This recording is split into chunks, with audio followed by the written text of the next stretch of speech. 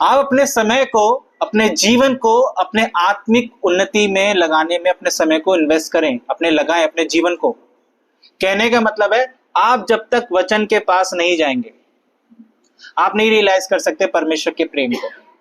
कोई इंसान नहीं रियलाइज कर सकता। आप कैसे खुद से बैठे बैठे मनन कर लेंगे और प्रभु क्या सच में आपको रियलाइज और फीलिंग डाल देगा प्रभु की? जब तक आप वचन के पास नहीं जाएंगे, आप परमेश्वर के प्रेम से नहीं भर सकते। आप नहीं समझ सकते कि वो कितना प्रेम करता है आपसे।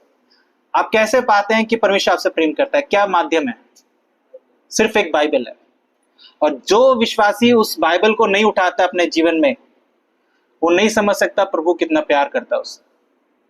और आप नहीं रियलाइज करेंगे तो आपका धन्यवाद भी कैसा होगा? जैसे हम कितने बार रोज मिलते हैं कई लोगों से और पूछते हैं कैसे हो, ठीक हो?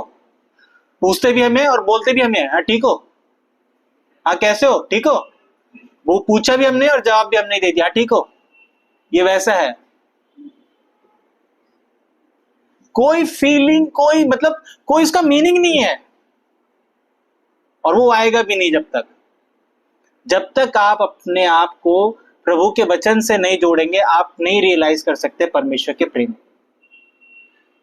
पहली सीढ़ी चढ़े बगैर आप दूसरी और चौथी सीढ़ी चढ़ने की कोशिश करेंगे तो कई बार आप सक्सेसफुल हो भी जाए। कुछ लोग जवान कहेंगे हम ऐसे जंप मार के चले जाएंगे भैया। कई बार हो भी जाओ बट चोट भी लगेगी तो पैर टूटेगा।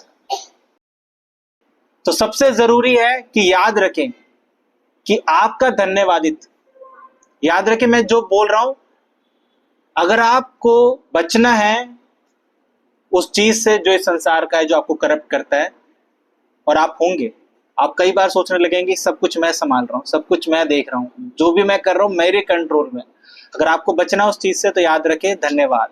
और बिना धन्यवाद, सही धन्यवाद तब तक नहीं निकलेगा जब तक आप बाइबल के पास नहीं जाएंगे, प्रभु के वचन के पास नहीं जाएंगे।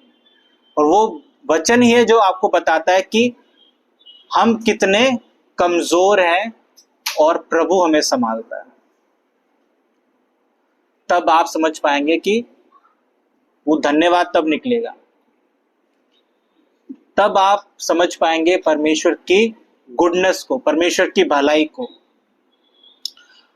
और जब आप क्या होते हैं, परमेश्वर के गुडनेस को, भलाई को समझते हैं, अपने आप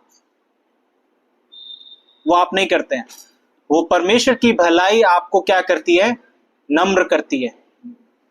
आप अपने आप को हमेशा, जब आप बाइबल के पास जाएंगे, आप अपने आप को छोटा, तुच्छ पाएंगे परमेश्वर की उपस्थिति के आगे।